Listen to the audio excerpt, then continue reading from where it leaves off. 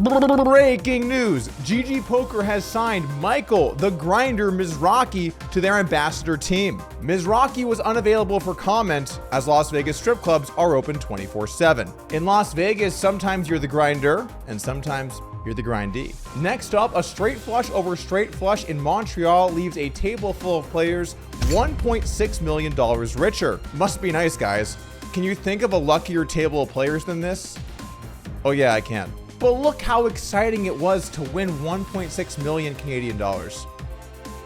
It's palpable. Speaking of huge scores, Nick Airball played a gigantic session at Hustler Casino Live. Unfortunately though, that huge score was for his opponents. Nick Airball lost $750,000 on that show, and that's gonna be our main focus here in this video. We're gonna break down a bunch of the different hands that happened. By the way, it's a countdown until social media influencers start pandering to the Canadian audience, hoping it'll help them drive signups. We're not gonna do that here. It's downright pathetic. Also breaking news, we're gonna have Pot Limit Omaha starting on Tuesday, right on schedule, like I said, guys, for late August. By the way, it's also a countdown until these same social media influencers start pandering to the PLO audience, and we won't do that here. Where should I put my Adderall prescription? In celebration of these things, I have a new challenge. I'm trying to turn 50K into 100K or zero. And I'm going to be splashing random chips to anyone watching the show starting at 9 a.m. Central Time every day on Monday.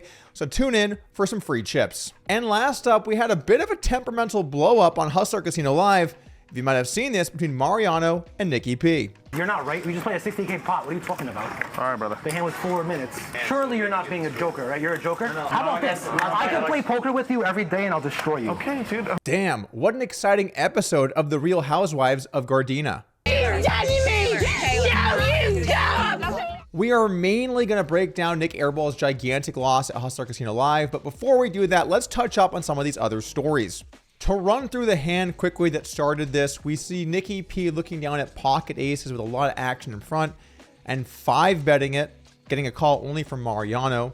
Taking a flop of Queen 3-3, Nikki P bets the flop, Mariano calls, turns an ace, goes check check, and the river is a 3, Mariano checks once again, and Nikki P ends up jamming. Right after Nikki P jams the river, Mariano snap folds and says this. And he goes all in, and it's quick fold for Mariano. That's okay. Played like a 60K pot. I know, but it's just like we're not gonna get any hands if they go super slow, brother. It's all good. You didn't show the hand. Surely you're not being a joker, right? You're a joker? It's ready to go on. I'm not joking. No, you're a clown, Okay. man. Oh. Because we just played a 60K pot. What are you talking about? You're not even right. You don't have to listen to me. I'm just asking. No, but I'm saying you're not right. We just played a 60K pot. What are you talking about? All right, brother. The hand was 4 minutes. Like I said, I'm just asking. You don't No, have but to. that's a joke, though. I'm letting you know for sure that's a joke. I'm not joking. And no one would agree with you. What do you mean agree? We There's just played a nothing to agree 60K with. pot. What am I gonna like speed play the I'm just card? asking if you will. Does anyone agree with them? I want to know. You agree with them? Do you agree with them? Could be like a tiny little bit faster. Like a little. Well, this isn't aging well for you. Yeah. Maybe let's just play faster and it's all good. 20%. How about this? I can play poker with you every day and I'll destroy you. Okay, dude. I'm just asking No, if we could go but faster. I mean that though. For real though. I mean, I believe you. Let's break this down first. So exactly how long did Nikki P take in this hand? And I wrote down each action. It took him 78 seconds to 4-bet, 28 seconds to c-bet, 24 seconds to check the turn, and 67 seconds to jam the river. So if my math is right and we add these up, this should equal about one very tilted Mariano. I also feel like this was a little sassy for Mariano. Obviously, he's not thrilled about the spot, bad run out, tough spot to be in. He knows he's going to fold and has to sit through this. And I will say Nikki P was probably a little bit slow here, but I don't think it was egregious or anything. It was just a bit slower than you should play in a game like this. Some viewers also noticed this was a little bit similar to a hand that Mariano played a couple of years ago, where he had pocket kings against Henry G. What are you doing? You're gonna fold kings? Yeah, dude. I thought you had aces. All right, get me racks. I'm out. In this hand, Mariano faced an all-in from Henry G and took him a little under 2.5 minutes to make the call with kings, at which point Airball had some choice words for Mariano. No, I can't Mariano is... fucking wait 3 minutes to call off with kings. What the fuck are we doing? Dude, I thought you had aces. So out of line. You're never folding. Like, it's just a waste of time. I've folded kings before. You're never folding for 60,000. Dude, I took like a minute or two. What's the big deal, man? No, it's just like it's like you're nit rolling him too. It's just Why like are you gross. in such a rush? Why are you wasting time? Because I thought maybe I was going to fold. You're never folding kings. Get the fuck out. You're never folding kings. Dude, I think it's reasonable for how big the bet is. You There's just played a nothing to agree 60K with. pot. What am I gonna like speed play the I see where Mariano's coming from here. It is actually a pretty big jam, and you want to make sure you think it over. But I definitely see where Nick Airball is coming from. That, look, you know you're calling kings. Why waste the time? It's just weird to see this sort of like situation come up back over in this current situation with Nikki P. I want to reference one last thing here before we get back to talking about Nikki P's response, which was ridiculous. But I also played a big pot on Hustler Casino Live versus Tom Dwan, where I called the clock on Tom in the hand. And I want to compare how long that was to this. All right, we got to move this. Is clock reasonable here? Yeah, I call clock on Jared B. All right, I call the clock. What did they do a cool clock during this week? This is kind of a bizarre tank. How long is the clock? It took Tom 3.5 minutes before I called the clock on the turn, ultimately calling after 4 minutes of tanking. And on the river, when I fired 420K as a bluff, it took him over 6 minutes of tanking before I called the clock, and he ultimately ended up calling at 6.5 minutes. That is why I called the clock in that game, and that is why these tanks are so much shorter than what we've seen in some other situations on HCL. But back to this. So maybe Mariano slightly agitated, and maybe Nikki P slightly long tank.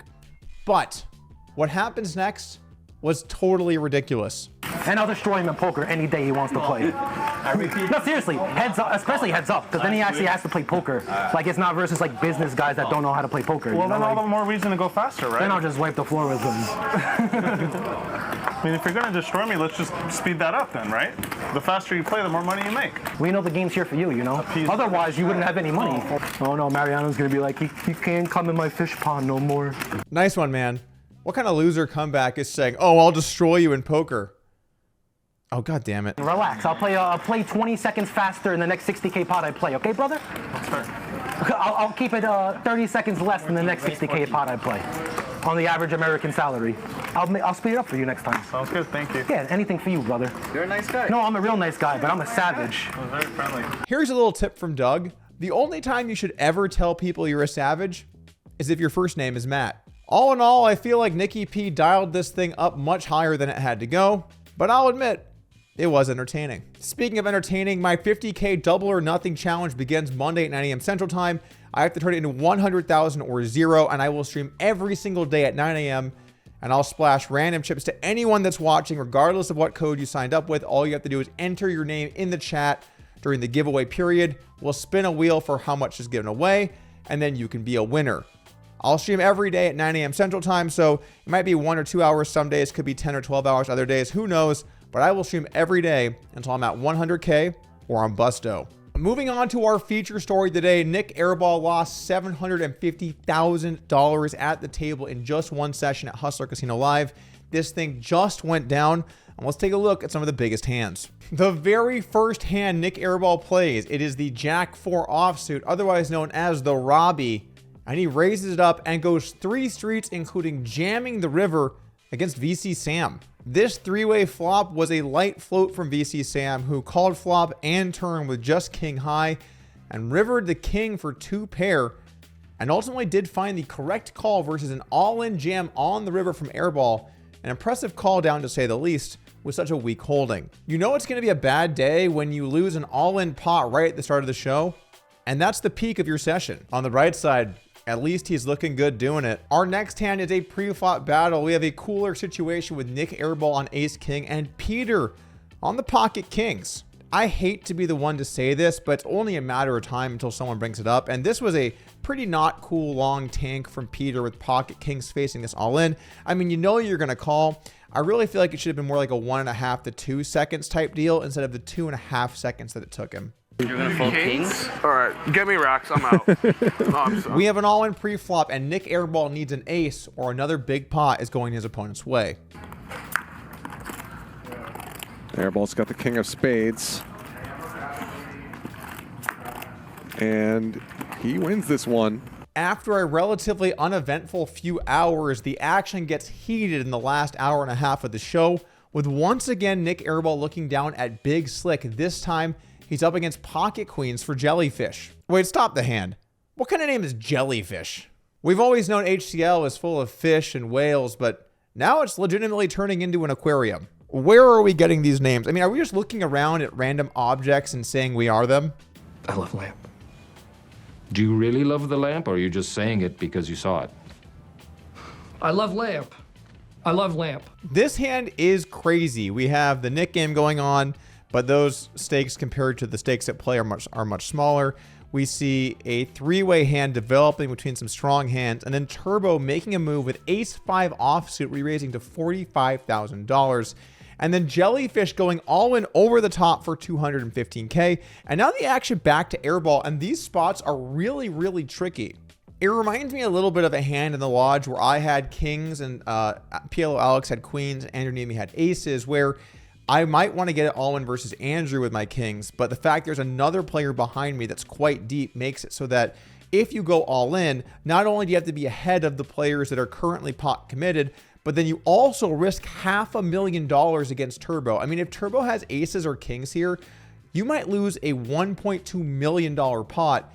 And if Turbo folds, yes, you win a small one, but you also then have to beat Jellyfish on the side. So you don't even win the pot outright. You still have to be all in against a player who probably has a good hand.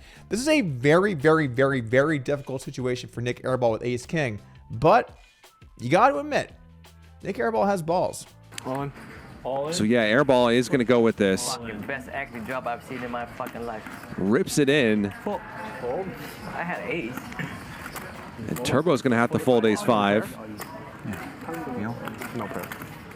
Ace king. They run it one time. Jellyfish manages to get a clean hold and wins $500,000 from this pot. And Nick Airball descends further into madness. Our next big pot with Airball is a little bit different. In this one, Airball's got King Jack on an ace-7 board rolling out. Big Mike flops 3 of a kind with ace queen and goes bet jam. And Airball picks an unfortunate time to try to be a hero. 1, 0, 3, 4. Call. He calls. Wow. Airball loses another huge one, a $338K pot. $480,000 pot and a $338K pot back to back, and Airball loses them both, and Airball is now stuck $500,000. I think what Airball might be thinking here is he has King Jack, so he blocks ace king and ace jack, and then realistically Big Mike has to have an ace to go 3 suites for value here, but the bets are so big you have to have a pretty confident read to make this call down, and unfortunately for Airball, the read wasn't quite there. With blood in the water, Airball re-ups to $1 million in his stack, a fresh barrel of $25,000 chips coming into play here to try and start his ascent back to even. Our next hand's a heads-up pot where an Airball 3-bets King Queen suited and gets called by King Jack suited. And the action checks all the way to the river when a card that builds crazy action hits. The Queen in the river gives Airball top pair up against Turbo straight. Airball goes for a pot-sized river bet, $35,000 for value, and Turbo bumps it up to $130,000 with his rivered straight. Sort of a distinction between some of those pre-flop shenanigans, though, and finding this 135K raise on the river with nothing. Airball does pay it off. After that call, Airball now down $650,000. He is just not managing to get anything going whatsoever, and the night's not over yet. We had another deep stack hand developing here where the players have hundreds of thousands of dollars in front of them, and Nick Airball making a loose call with the Queen 10 offsuit up against the pocket kings for Jellyfish. May have 4 deuce suited in there as well.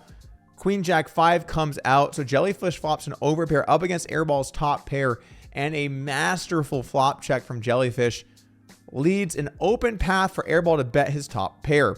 4 deuce gets out of the way, and now back to Jellyfish. He lays down the hammer with a check raise. A dire situation now for Airball with top pair versus a check raise. What do you do here?